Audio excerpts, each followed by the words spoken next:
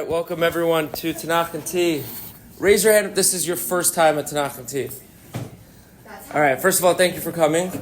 I'll let you know that you definitely picked the right week to come. We've done, I think, 5 weeks so far, and we've been working up to this point. This is like the climax of the current story that we're doing, and it's going to get very crazy, very intense.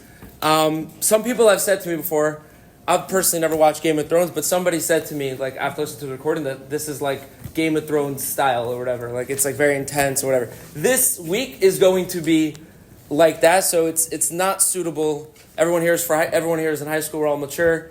So Tanach, it's real life. Tanach says things the way it is. So we're going to say things the way it is. It gets very, very intense this week. And the reason why is because what we've been working up in this story over here is this dynamic between David and Shaul. So what we said last time, if you remember what happened last time, is they came up with this plan.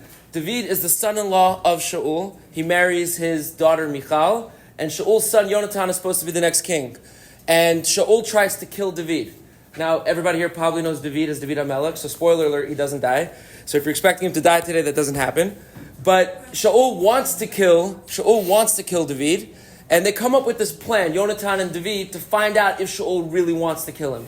And the plan that we spoke about last time is that Yonatan is going to go to the Rosh Chodesh meal that Shaul throws every Rosh Chodesh. David is going to ditch the meal, and when Shaul asks why David's not at the meal, because he wants to kill him, Yonatan is going to say, I gave him permission.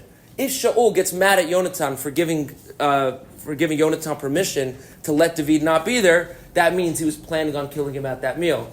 And if Shaul doesn't get mad at Yonatan, which any normal person shouldn't get mad at their son for giving their brother-in-law permission to go home if they have a very legitimate excuse, that means he's not planning on killing him. Is that clear? Right? If it's not clear, I'll repeat it. Essentially, what we're starting with right now is we are starting with Shaul's reaction, which is going to tell us everything we need to know. Now, raise your hand if you think Shaul wants to kill David HaMelech. So, most people who have been here following along, it really seems like Shaul wants to kill David HaMelech. But to the characters in our story, David and Yonatan, that's not clear. They don't know that at this point. And their information is hinging on Shaul's response. Will he get mad or not? If he gets even a little bit mad, that means he wants to kill him. So let's see what happens. Right now we are in Pasuk Lamed, Pasuk 30, on the sheets in front of you. What we did in Pasuk 28 and 29 was Yonatan telling Shaul that David asked him to go to Beit Lechem because he has a family sacrifice. His brother commanded him to be there. And if he found favor in my eyes, will I let him go? And I told him yes, and therefore he's not at the king's table. So Yonatan has just delivered his excuse. Shaul says, Vayichar af Shaul. Shaul gets very angry. With Yonatan. Vayomer, and he says, Lo to him, Ben, a son. Sorry, what Pasuk? Lamed. Ben, a son. Na'avat. Na'avat means like a wanton or like a whore, somebody who's promiscuous. That's what he says. So he says, Ben, a son. Na'avat, promiscuous.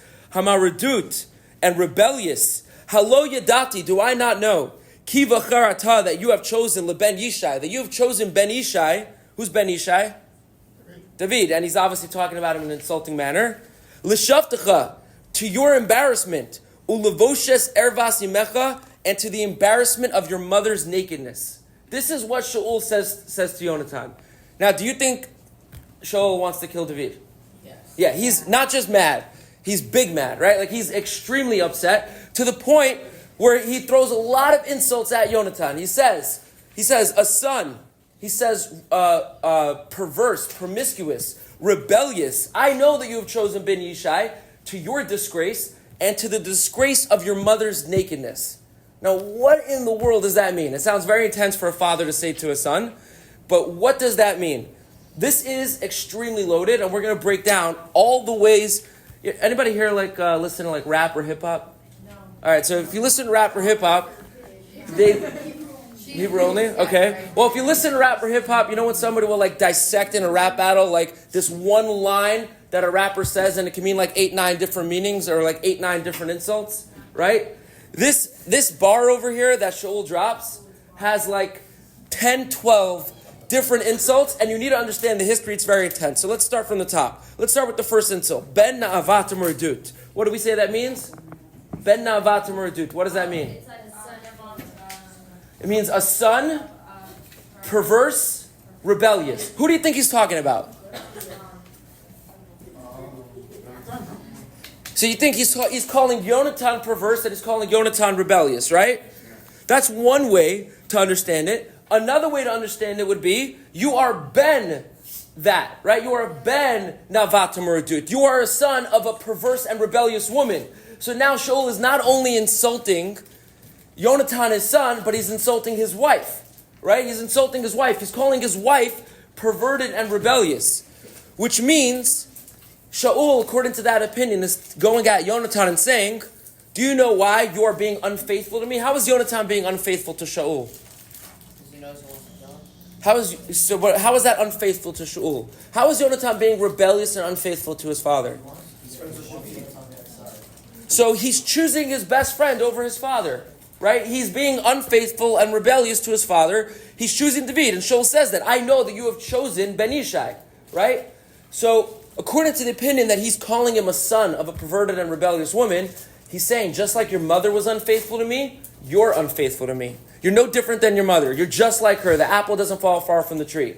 That is the insult, part one, that Shaul is throwing. Another insult that Shaul is throwing over here is saying that you're perverted and rebellious because your mother didn't allow me to discipline you properly.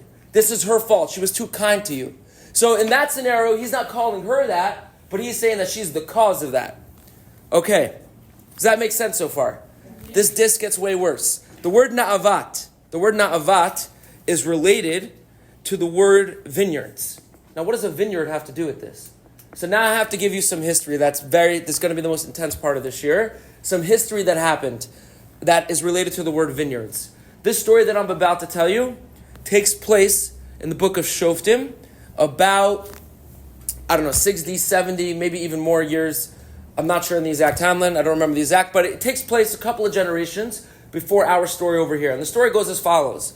There was a man from Shevet Levi, right? So back then the 12 tribes lived in, Debbie knows what I'm talking about, so that's why she just made a face, because she knows it gets very intense. So there was a man from Shevet Levi. Back then, the 12 tribes lived kind of separately and together, kind of like the United States before they actually became United States, right? They were like, sometimes they were together, sometimes they were separate. There was a man from Shevet Levi who had a wife.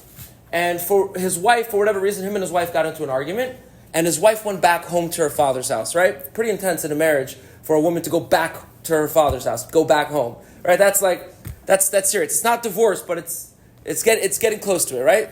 So he goes and visits her, and the father-in-law convinces him to get back together with her. They convince each other to get back together. So then he goes on the way, and this man from Shevet Levi decides to spend the night in Shevet Binyamin, by a place called the Givah. And he goes and stays there.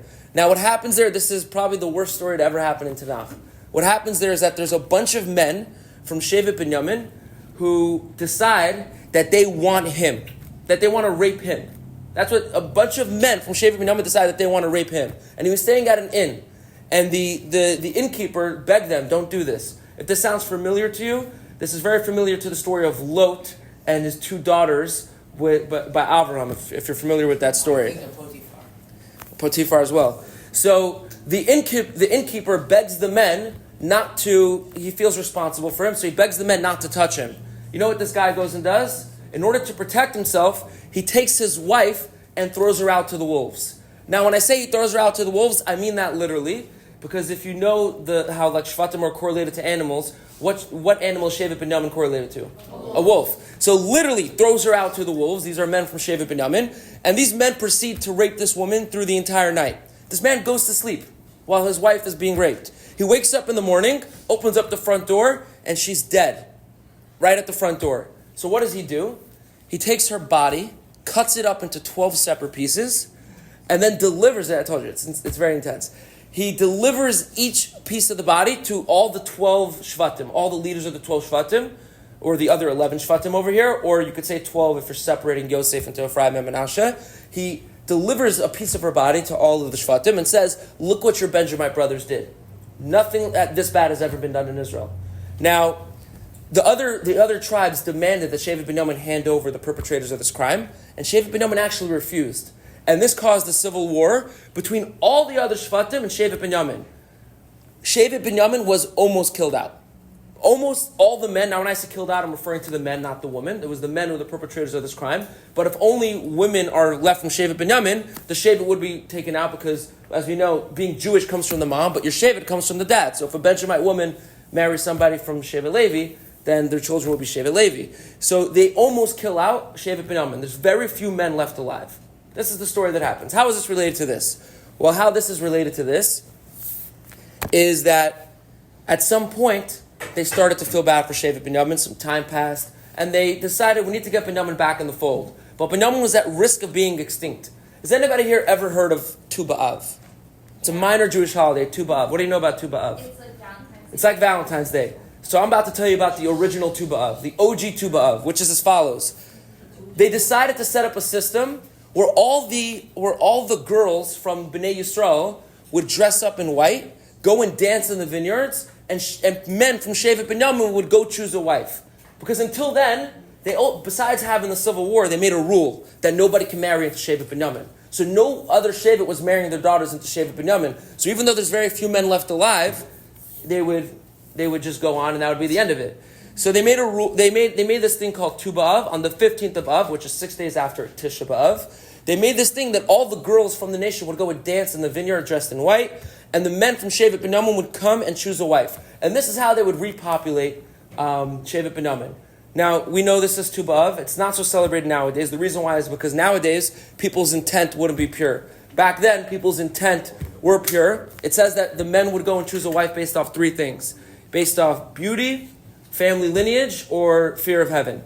And the reason why this date, Tu B'Av, was chosen was because in the desert, when we were being killed out every year for all 40 years in the desert, on Tu B'Av was when Moshe announced that the Jews will be going into the land of Israel, that our 40 years in the desert is no more, in 40 days on Yom Kippur. So this day, Tu B'Av, was already a happy day, so they chose this day. Another story of Tu B'Av would be, anybody here ever heard about Beitar and the bodies not decaying after destruction of the second Beis Hamikdash?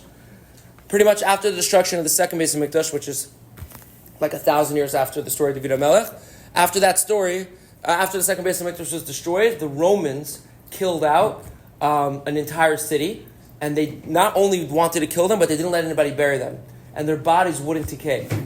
So on Tu B'Av, the Romans relented and decided to bury them. Because of this miracle, the rabbis wrote, the fourth bracha in benching. It's like, Bareinu go aleinu, right? That one. It's the fourth bracha. They wrote that after the story of Beitar. The third bracha was written by David Hamelech. So next time you go through benching, you know a little bit of history of it. Regardless, this date Tu B'Av has a lot of history. So when you get to Tu B'Av this August, you could know kind of the history. Part of the history is the girls dancing in the vineyards to repopulate Binyamin.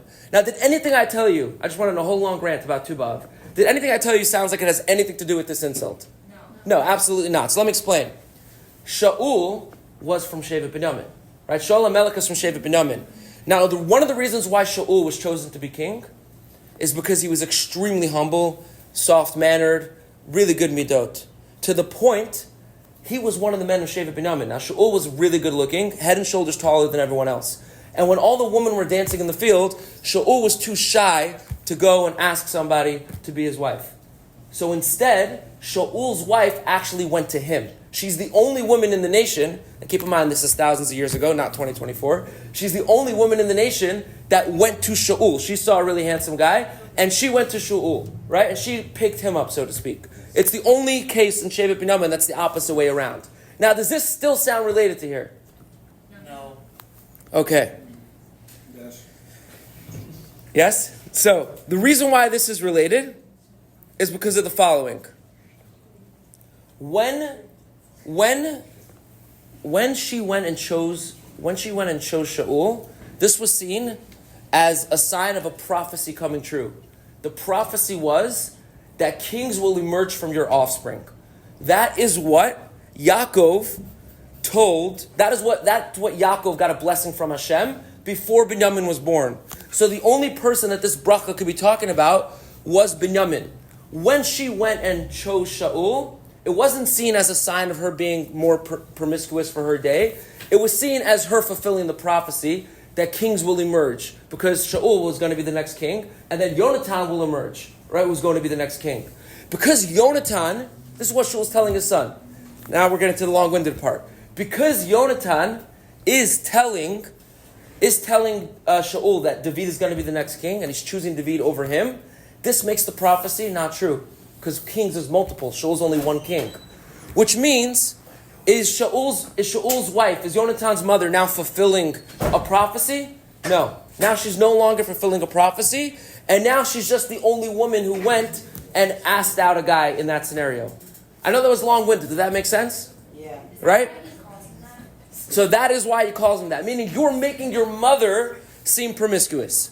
That is what Shaul is saying over here. Meaning, if you become the king, then this prophecy is true. Your mother's not a promiscuous woman, because she was bringing forth the prophecy, and it was a good thing. But if you give over the kingship to Yehuda, now you're making this prophecy not true, and therefore you're calling your mother promiscuous. Does that make sense? Okay, now I want to explain another way. Another way in which Yonatan would be insulting his own mother over here, which is the following. We spoke about in this shiur in the very first week or the second week by David's origin story. We spoke about that David's great-grandmother Ruth was from a nation called Moab. Right? Ruth was from a nation called Moab. And in the Torah it says you are not allowed to accept a convert from the nation of Moab. Right? Which means, is David legit? If David comes from his great-grandmother's from Moab, so he's not legit. So we learn that it's only talking about the men. Why? Because the whole reason we don't accept a convert from the nation of Moab is because they didn't go out and serve us food and water in the desert. We wanted to purchase food and water, and they'd rather let us die than make money. So after that, in the desert, after we left Egypt, Hashem said, no converts from the nation of Moab. They don't have any sense of decency. They don't appreciate anything. So we don't accept converts from the nation of Moab. But who are the merchants? Men and women, or just men back then? Just men back then. So is it fair that women are included in this? No. So therefore, is Ruth allowed to be a convert? Yes. Okay. How does this make sense? Well, if you want to say that women are merchants as well, then is Ruth a legit convert? No. Right? So what this hinges on is, do we say it's the way of a woman to go out and sell back then? Right? Is it the way of a woman to go out and sell food and water? If you say no, then David is legit. Right? If you say yes, then David is not legit. Now I want you to think about this. What did Shaul's wife, Yonatan's mother, go and do?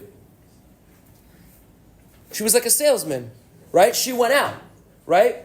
So, is it the way of a woman to go out or not? If we accept a convert from the nation of Moab, then we're saying that it's not the way of a woman to go out. So if Yonatan accepts David and says, David, I'll let you be king, you're legit, then what's he saying about his mother?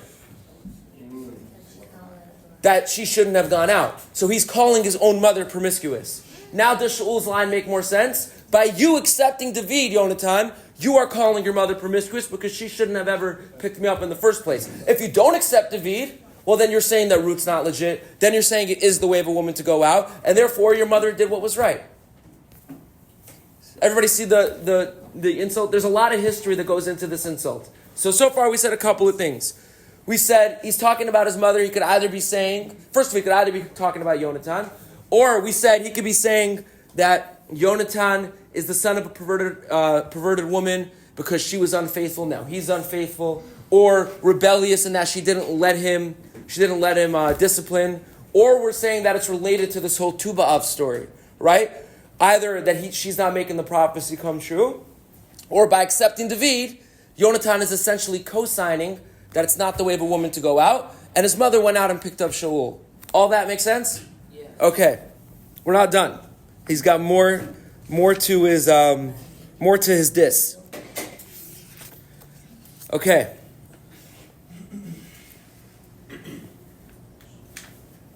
Another way in which he's insulting his mother is that there's an order to being the king. If a king has a bunch of children, who becomes the next king? The oldest son.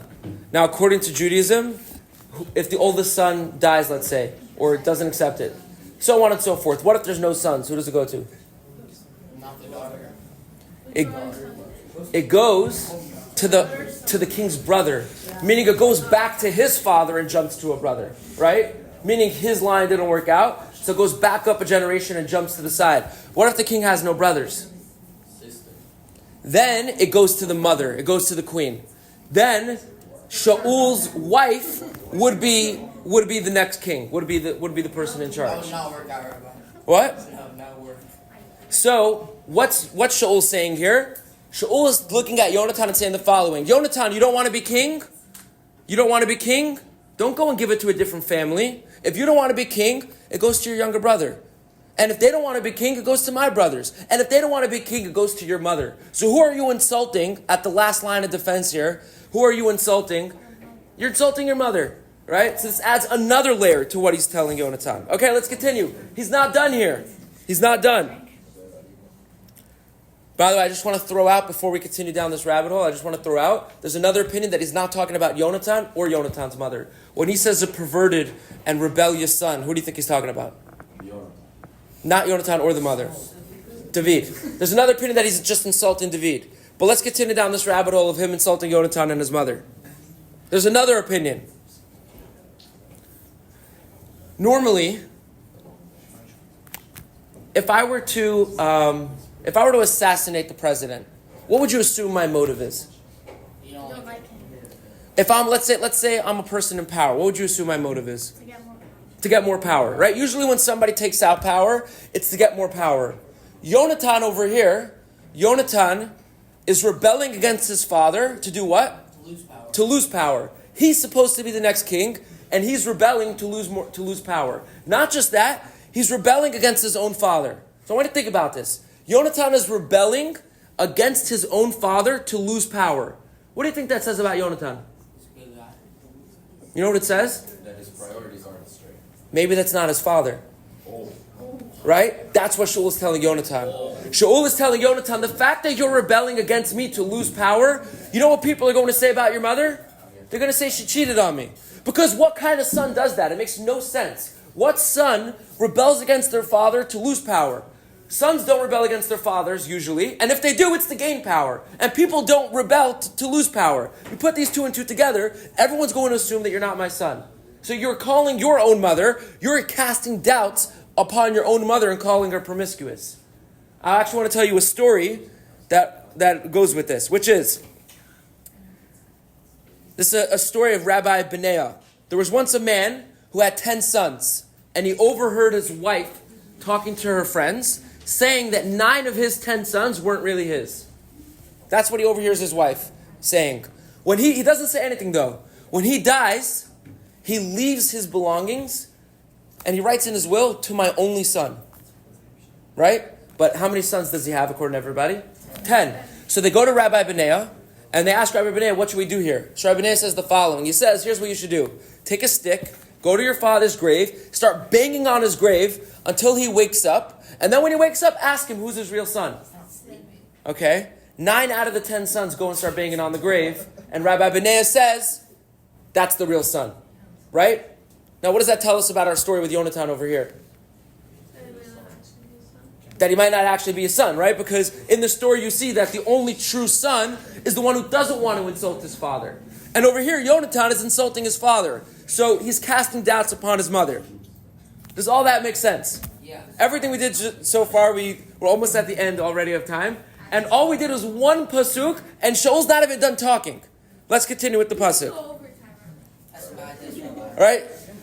So, crazy diss, no? Right? Very loaded. He says, a perverted and rebellious son, do I not know that you chose the Ben Yishai to your own disgrace and to the disgrace of your mother's nakedness? Extremely loaded, and he means a lot, and there's a lot of history. But let's continue.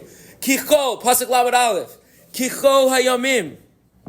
For all the days, for as long as Asher Ben Yishai, for as long as Ben Yishai, Chai, is alive, Al Hadamah, on earth, Lo Tikon Ato Machsecha, you and your kingdom will not be established. V'ata, and now, Shalach said, V'kach oto, and take him, Eli, bring him to me, Ki ben mavetu, for he is a dead man. That's what Shaul says. Shaul sends by saying, I know you. As long as David's not alive, you're going to choose him. Right? And you're not going to... I'm already king. You're disrespecting your mother. Right? Because I'm already king. But her line, your mother's line, who I chose her to continue, and you're her pride and joy, she's not going to have that person now. Right? And as long as he's alive, I already see you're soft, so bring him to me, and he's dead. And that way, I'll help you out. You'll actually get a kingdom. You're hurting yourself, not me. This is what Shaul says to Yonatan. Make sense? If you're Yonatan, what do you answer Shaul now? Shoot the arrow. He probably said no. So what do you think he says? He's going to say... So let's see. The question is, if you're Yonatan, before we see what Yonatan responds, if you're Yonatan, what do you respond to Shaul in this scenario? All right. Vaya'an Yonatan. Yonatan answers, Es Shaul, to Shaul, Aviv, his father. Vayomer, and he says, Elav lama yamut. Why should he die? Ma asa, what has he done? He says, why should he die? What has he done? He's never actually threatened the throne. Right? David has never made a move towards the throne. Vayitel Shaul. And Shaul raises, Esachanit, his spear, a love towards him, Lahakoto, to attack him. So now Shaul raises a spear at his own son to kill him. Vayada Yonatan, and Yonatan knew, Ki chala he, me'im aviv, lehamit es David, that his father had decided to kill David. Right? Meaning once Yonatan saw that Shaul was about to and even willing to kill him, the very person that he's trying to protect, right? His whole thing is Yonatan is supposed to be the next king, and if you don't accept that, I'll kill you, right? Then you're not going to be the next king, right? So when Yonatan saw that Shaul is even willing to kill him, he stops, doesn't continue, and he says, all right, there's nothing I can do. He's already decided on this. Okay. Kind of a predictable response from Shaul, no? If you're Yonatan, wasn't that kind of a dumb thing to say? What has he done? Why should he be put to death? Shaul just described why he should be put to death. He is the reason why your kingdom will not be. Right? That is what Shaul told Yonatan. Why would Yonatan say such a dumb thing? You guys ever had that time in your life where you talk back to your parents and you know it's not going to go well? Right? Just be quiet and turn around and that's that. It's over already. This was over. There was no reason for Yonatan to say what he said. It took Shaul literally raising his spear to him going, I can't change his mind. It didn't look like he could change his mind before that either. Like saying it's not worth it. Meaning, he's at this point he says, he's about to kill me. Clearly, he's made up his mind. There's nothing I can do about this. What if he doesn't care about something? Yonatan? Well, clearly Yonatan doesn't. Yonatan is willing and he does give it over to David. So why does that matter? How is You're asking from Shaul's perspective? Shaul as a father, he's the one who established his kingdom, and now his son's going to give it away to someone else? Everything is built for it. Imagine you own a business and you give it over to your son or your daughter, and then they decide they're just going to not even sell it, give it away for free. You build you are Hilton's daughter, you own every hotel, and then you decide I'm giving away all of his money. Right? You're Bill Gates' daughter or son, and he leaves everything to you and you just give it away. Right? It's completely disrespectful. That's what Yonatan is doing here. Why would he want to give it to him? Because he knows that Hashem has chosen David. That's it. So he's saying I know it's going to be good eventually, so I might as well try now. What do you mean? He's doing all this now because he knows that he's going to be king because he wants to later. Who's he? Yonatan is giving over the kingship to David because Hashem has chosen David. That's it. Yonatan just... So Shaul knows that Hashem gave it over, but Shaul is trying to hold on to power. And it's just power hungry. All right? So let's talk about why Yonatan did this. We learned something very valuable from here, which is that in Vayikra, there's a line in the Torah that says, admonish, you shall surely admonish. Or rebuke, you shall surely rebuke. What does it mean to rebuke someone? So you see somebody doing something wrong and you criticize them with good intention, right? To hopefully they can be better. But we know the Torah doesn't say anything extra. It says, rebuke, you shall surely rebuke. which means you even need to rebuke somebody in certain scenarios where you don't want to rebuke somebody. And we learn it from here. Yonatan only says this line over here because of this rebuke you shall surely rebuke. Which is, we learn from here that if you see a Jew doing something wrong, imagine this. Imagine you see somebody crossing the street and they're about to get hit by a car. Right? Right?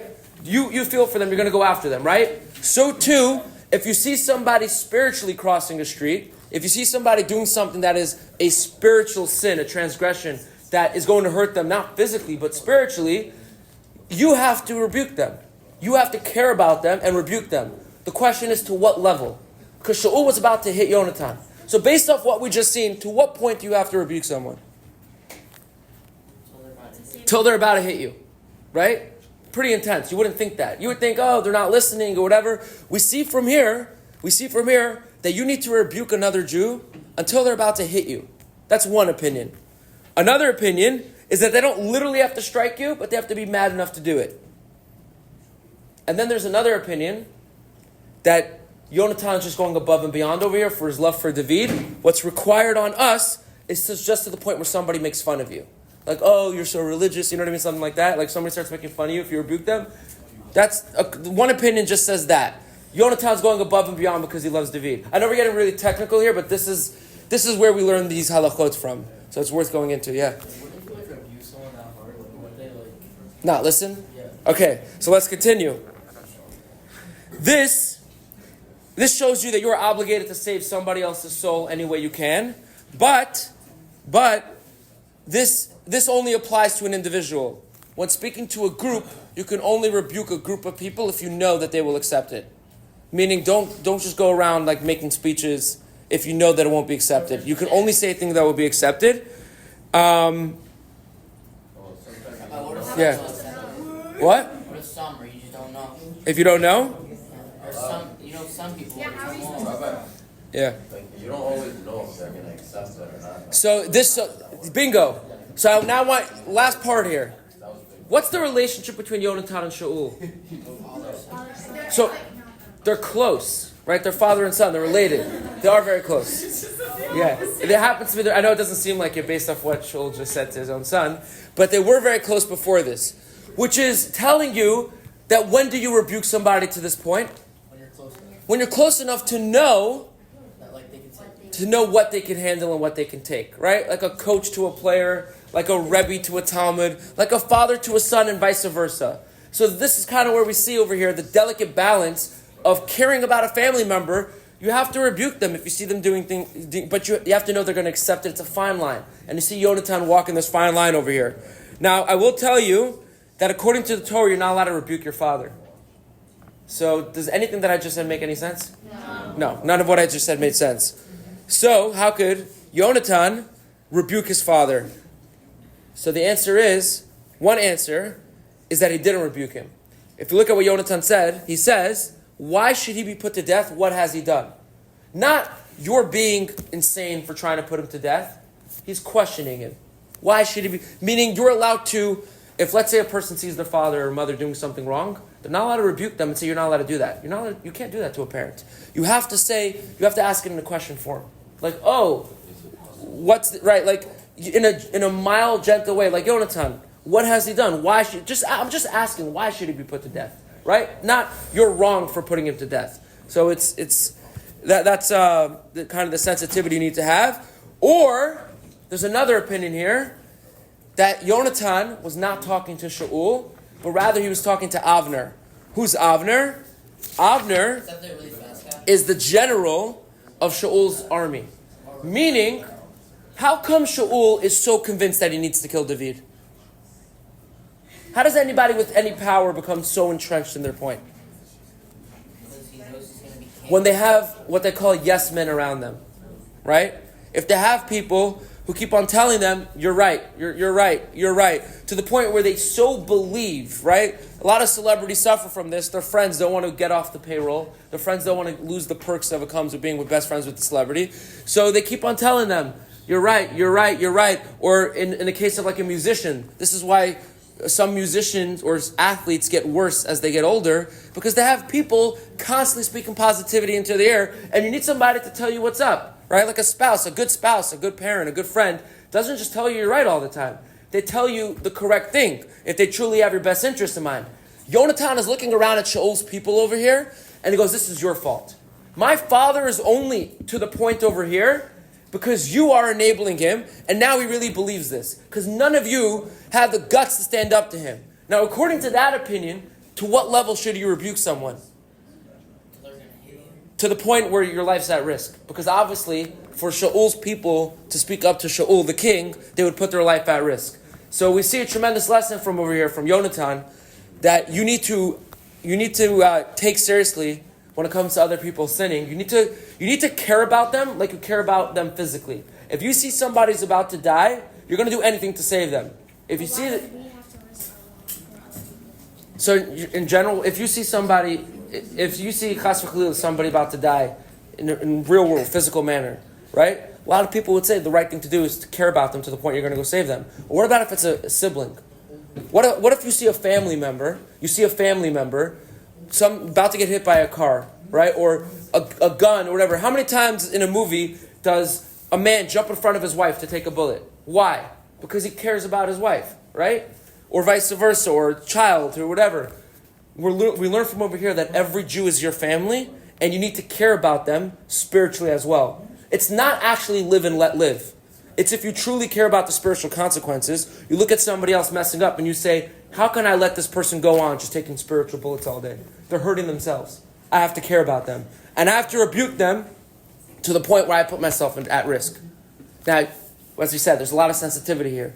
You have to be close to them, or you can't say anything that won't be accepted because then you're driving them the wrong way, right? If you know somebody can't handle a certain conversation and you do it anyway, then you're missing the point. Yeah, what's the question? Yeah, so like that rule of like the rebuking, did that come from Yonatan, or like did he know about that rule? So a lot of times we learn our halachot from Tanach when we see these really righteous people and how they ask. We see how they're careful with certain things, and that's where we learn this is the level that's expected. But we did say that opinion that Yonatan was going above and beyond just because he loved David so much. Yeah. So meaning maybe we don't have to go to these levels, right? I'm not paskening halacha right now. I'm just opening the conversation to this concept. Okay. Let's do one more pasuk and then we'll stop. Vayakam Yonatan. So Yonatan got up, me'im shulchan, from the table, b'charei af, in anger. V'lo achal, and he did not eat. B'yom hachodesh hasheni, on the second day of Rosh Chodesh, lechem bread. Ki na'atzav el David, because he was saddened about David. Ki hil komo aviv, because his father had shamed him. So, as we said, this is the second day of Rosh Chodesh. Yonatan gets up from the meal. So, I want to picture this. This is in front of everybody, right? Shaul's meal is for all the royal servants. Yonatan has this conversation with him in front of everyone. Then Yonatan gets up in anger and storms out of the room, right? Why is Yonatan storming out of the room? Why is he not eating? Why is he angry?